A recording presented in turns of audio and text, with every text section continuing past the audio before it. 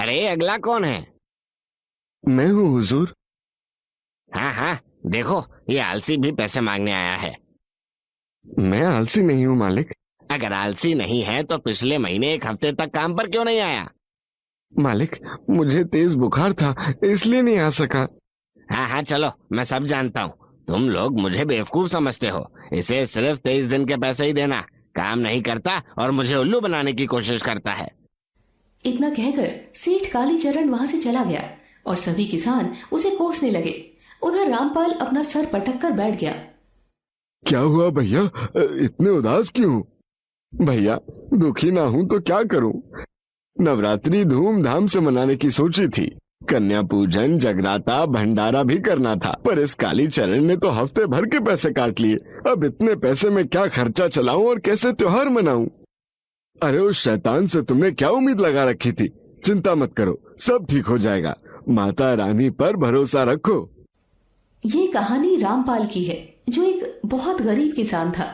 पहले उसके पास अपनी जमीन थी, लेकिन उसने पत्नी के इलाज के लिए जमींदार कालीचरण के पास जमीन गिरवी रख दी और पैसे ले लिए। कालीचरण ने इतना ब्याज लगा दिया कि रामपाल को अपनी जमीन उसे देनी पड़ी ताकि कर्ज से छुटकारा पा सके।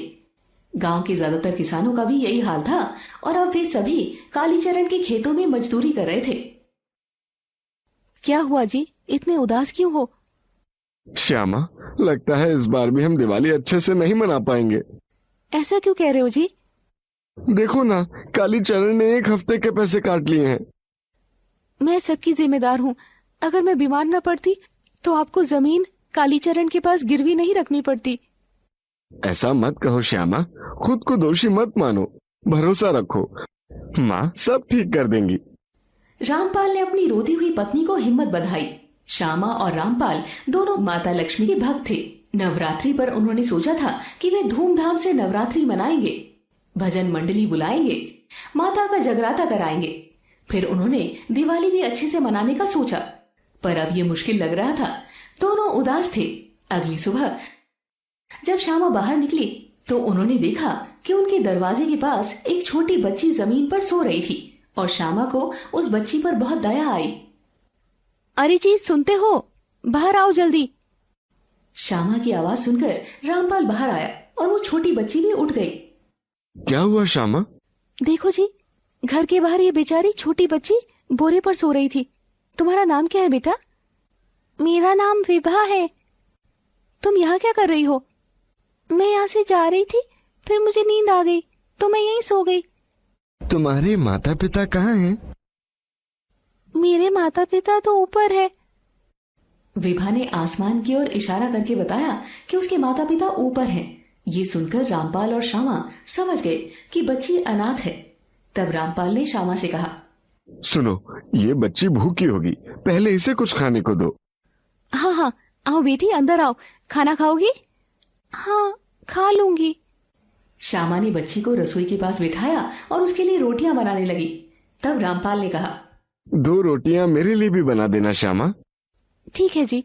आपने अपना घर क्यों नहीं सजाया? कल तो दिवाली है ना? तुम छोटी हो पर बहुत समझदार हो। लेकिन आपने मेरे सवाल का जवाब नहीं दिया। आप दिवाली नहीं मनाते क्या? नहीं, ऐसा नहीं है। हम तो इस बार बहुत अच्छे से दिवाली मनाना चाहते थे, पर लेकिन क्या? हमारे पास पैसे नहीं हैं, जैसे तुम्हारे पास नहीं है। अगर आपके पास बहुत सारे पैसे होते तो आप दिवाली कैसे मनाते? पहले तो हम बड़ा भंडारा करते, सभी गरीबों को अच्छा खाना खिलाते, फिर बचे पैसों से अपने लिए सामान खरीदते। हाँ बिल्कुल, हम ऐसा ही करते हैं। रामपाल बच्ची से बात कर रहा था और इसी दौरान श्यामा दोनों को खाना देकर मंदिर के सामने जा बैठी। तो आप लक्ष्मी माता से पैसे क्यों नहीं मांगते? हमने कई बार मांगा है बिटिया, लगता है लक्ष्मी माता हम पर नाराज है। अब आप दोनों एक काम करो, लक्ष्मी माता से फिर से मांगो। वो बहुत दयालु है, देखना वो आपकी जरूर सुनेगी। विभा की बात सुनकर रामपाल मुस्कुरा दिए। फिर उन्होंने लक्ष्मी माता के सामने हाथ जोड़े। विभा उनके पीछे खड़ी थी। माता लक्ष्मी की तस्वीर पर फूलों की माला चढ़ाई, लेकिन अगले ही पल वो माला तस्वीर से गायब हो गई।